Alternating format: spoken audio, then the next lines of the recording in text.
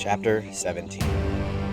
The entire plane lurched to the side once more, almost rolling over, but then the entire engine zoomed to life. Deck had known how to revive it. She did something to rev it up, the almost inaudible hum of the night before replaced by a fearsome growl. Gideon jumped back from the closet. "No!" he shouted. "They'll hear us." "What? Don't you think they already know we're here?" Deck screamed back at him. "We need as much power as we can get." "You'll have the whole country out here shooting at us," Gideon yelled. "You don't think that's going to happen anyway?" Deck yelled back. The plane jerked forward. Tessa almost fell back over backward, but caught the column at the last minute. Gideon slammed against the closet door. "You don't have the external cameras working yet," he screamed, squinting toward the computer screen in front of Deck. "You're flying blind." "Then look out the freaking window," Deck screamed. Objections flooded Tessa's mind. "What? You want to give the enemy something to shoot at instead of you? And if the whole country is going to be shooting at us, why even try? And is this another of your tests? This is no time to check out how good our reflexes are, or whether Gideon is going to protect himself or me." Tessa stepped toward the window anyhow. It was a relief, finally, to look out, to stop imagining the horrendous enemies swarming toward her, and just stare them down. Tessa saw trees. She blinked, thinking, how can the enemy be so good at hiding when they're attacking us? She tilted her head this way and that. There, off to the side, practically out of sight, a huge dark shape slammed against the tail end of the plane. The whole plane shuddered again. "It's a buffalo? A moose?"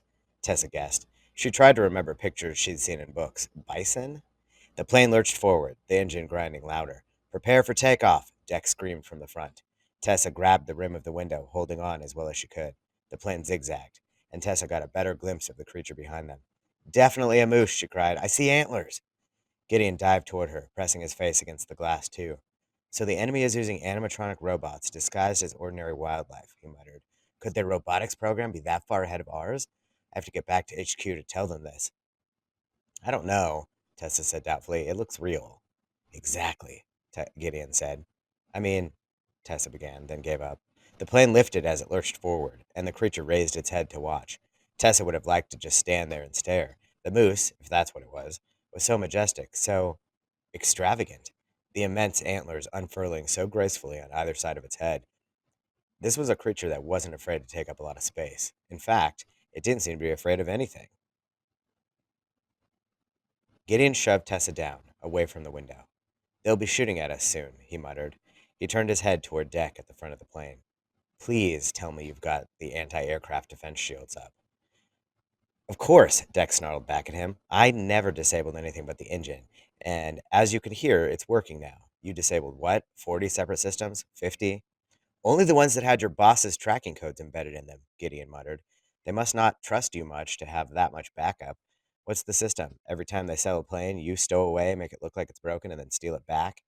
Tessa expected Deck to deny this, but she only shrugged. Usually the buyers are so rich and so drunk, it's kind of a safety precaution, getting the plane away from them," she said. "It's my way of making sure all the rich drunk guys stay alive so they can keep buying things from my bosses." She sounded distracted, huddled over the instrument panel.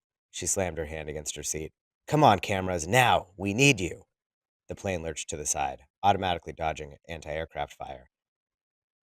Automatically dodging something else? Or just by mistake? Tessa didn't know enough about flying to be able to tell.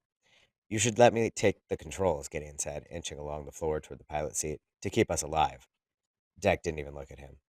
In an emergency, the rule is you let the most experienced pilot fly," she said. "And in this plane, that's me. I've got hundreds of flying hours. Real flying hours." Tessa expected Gideon to argue, but he didn't. "You went to the military academy too," he said, watching Deck's scrawny hands dance over the instrument panel. "Wrong," Deck corrected him. "I was selected for the military academy. Didn't go. There's a difference."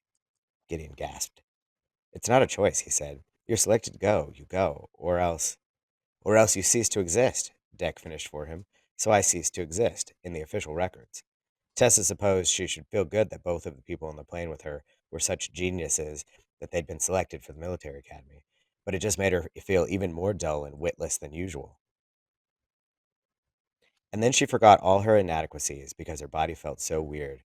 The plane rocked with the force of speeding faster, soaring higher, fighting the pull of gravity. Maybe Deck wasn't using the standard, approved method for taking off. Even more than the night before, Tessa felt plastered to the floor, tugged backward and down. "Yes!" Deck shrieked. "The cameras are coming back on. right now. So we'll see. Suddenly she gasped. What's that?